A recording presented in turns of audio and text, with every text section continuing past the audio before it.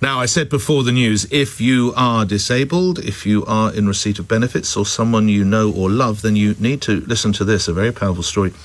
In today's Guardian newspaper, hundreds of thousands of seriously ill and disabled people will become, quotes, invisible, close quotes, that's the view of campaigners, and cut adrift from local support services as a result of that £5 billion package of disability cuts.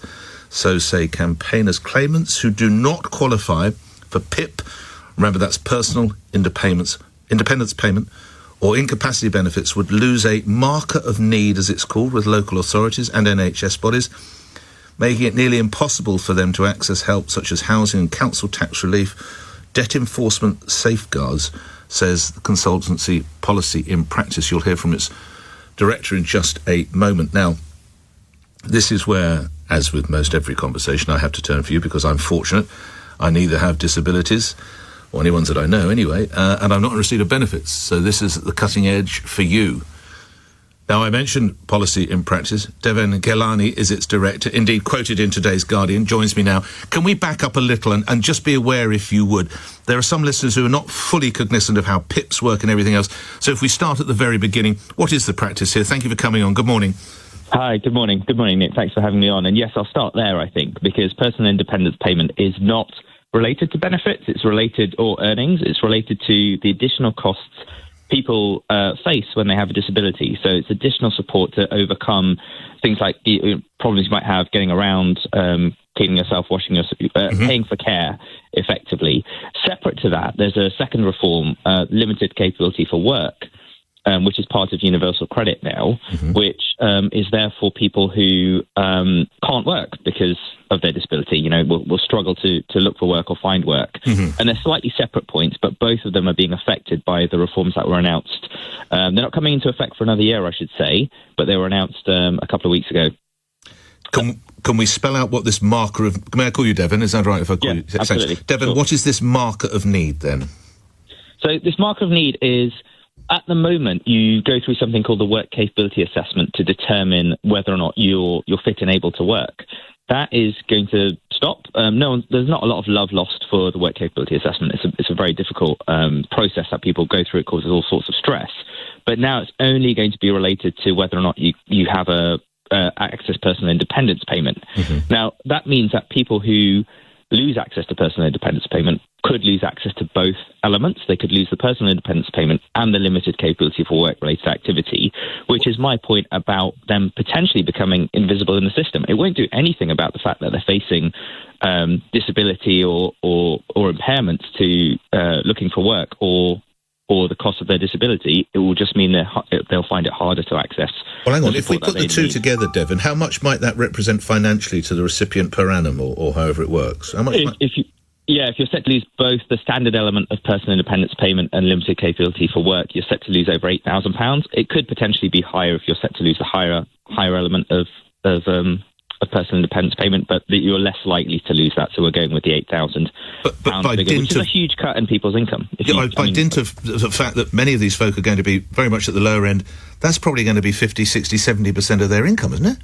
Yeah, it's going to. I mean, that's the point, right? And if you're going to lose that's been covered. So you're going to lose a huge amount of your income, but you're also going to lose that marker that lets local authorities, other parts of the support system know that you have a disability, that you have an impairment, because effectively, currently, they use your access to personal independence payment or limited capability for work as indicators for you to get reduced council tax support, for example, or rapid access to social care support, or other, even things like gardening. Some local authorities still have that support in place to help you to access that additional support. And I think this invisibility issue is obviously, there's obviously the points that we've written about as soon as the reforms were announced about the loss in income. But I think what we're missing is, the government's goal is to help some of these people into work, into kind of get them the support through social care they need, through aids and impairments. You need to know who these people are to be able to get them access to that support and to be able to let them know. So I think there is a real concern in disability circles that some of these reforms just have been put together a little bit too quickly, without thinking through the full implications in order to meet Treasury goals for the end of this Parliament. Let me ask you this. Is it your view, or the view of Policy and Practice, that the government is unaware of some of the unintended consequences, or it's your sense they're just going to blithely march on? Which is it, Deven? I think they have time to be made aware. So we've made a couple of recommendations at the bottom of this. We're always trying to be constructive and work with the government's goals on this stuff. So I think making sure, what we would like to see is, for people who are currently going to lose eligibility for personal independence payment, you could just give them a lower amount. You could leave that marker there. You could recognise that perhaps they need less support than others, but give them access to at least the equivalent of the limited capability for work-related activity element, particularly if they're on a low income. That would protect the most vulnerable, those on the very lowest income. So that's the first thing you could do. The other two things we're calling for is to make sure that the government support is in place and effective. Critically, that it's effective, not just that it's in place, that people can turn up to something and get some support, but that it makes a difference to their lives. Okay. That is the second thing. I'll stop there because... Right. Yeah, go on. No, I was going to say, I just want to put you, lastly, the DWP, Department of Work and Pensions, Deven, respond to this. We must fix our broken benefit system so it is fair on the taxpayer, supports those who can work to find employment and protects those who can't, they tell The Guardian. Deven. I mean, I would just say this analysis came from requests we've had from local authorities and the NHS, so other parts of government, who are concerned about the impact this cut is going to have on increased demand. And what you risk seeing is, one, obviously people with less income turning to the state for support, for social care and other types of support, or the NHS. The second is decline. The biggest concern is more rapid decline for people with some of these impairments and disabilities.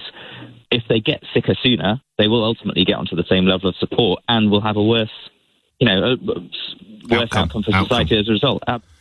Deven Ghelani, thank you. You're Director of Policy and Practice. This is what you're saying on...